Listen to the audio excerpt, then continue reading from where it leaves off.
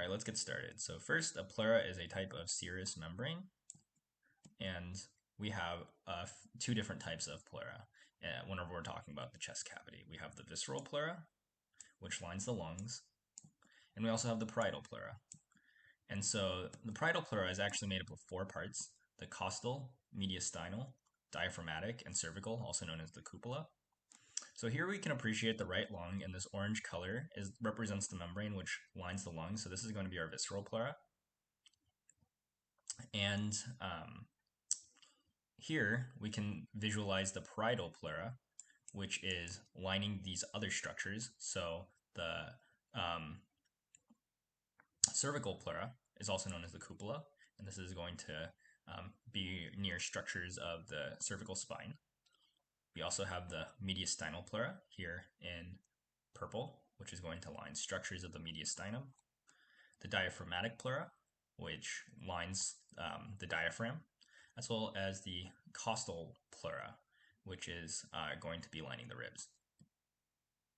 So this space between the visceral and the parietal pleura is going to be known as the intrapleural space.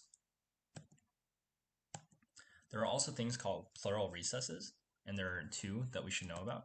The first is the costodiaphragmatic recess, and a recess is simply a small narrow space, and this is between the costal and diaphragmatic pleura.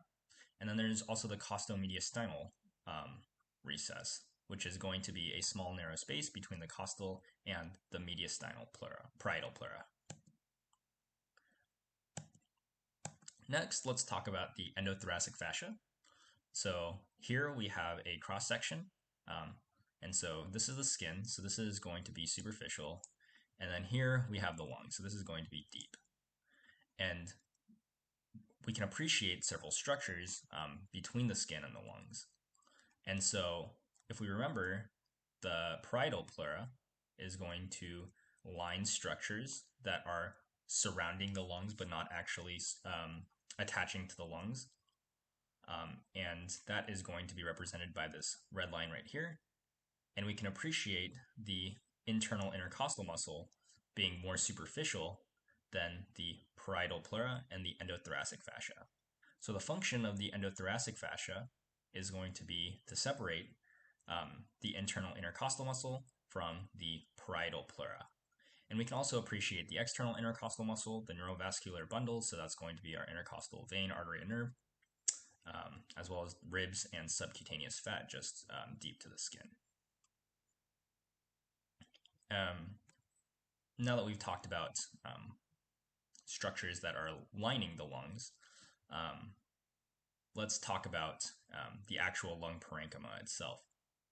So unfortunately, there's not a huge, this is kind of one of those things you have to sit down and memorize, but I hope to point out some of the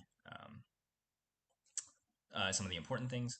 So here we have the right lung and here we have the left lung, and we can appreciate that the right lung has 3 lobes, whereas the left lung has 2. And this should kind of make sense because the heart takes up a lot of the space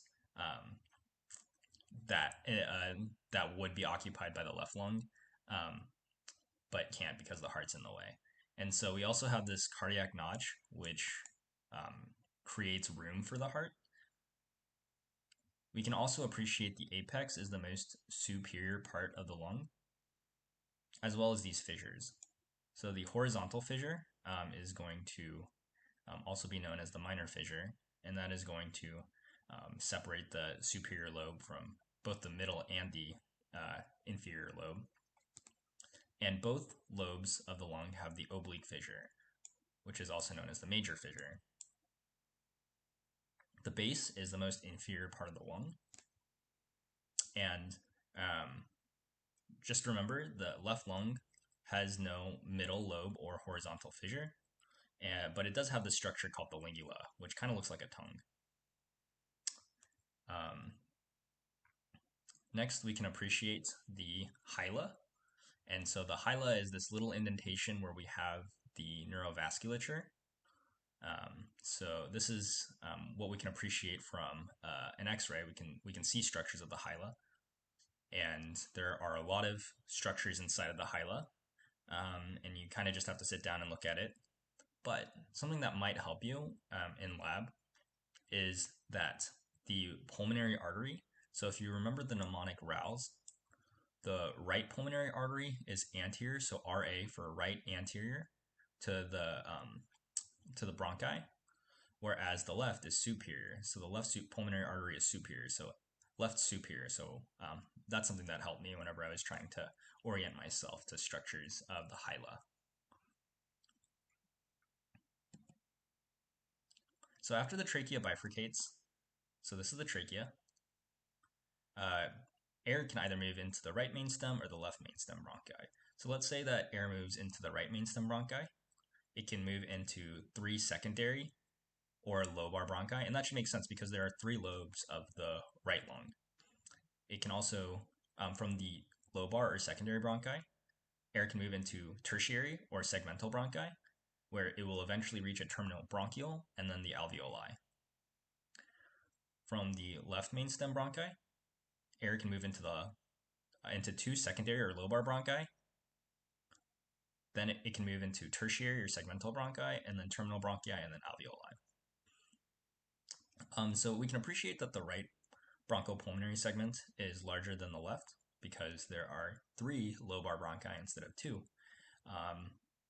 And whenever there are foreign objects which obstruct the bronchi, especially in little kids, it's slightly more common to obstruct the right main stem bronchus. It's about 55% of the time.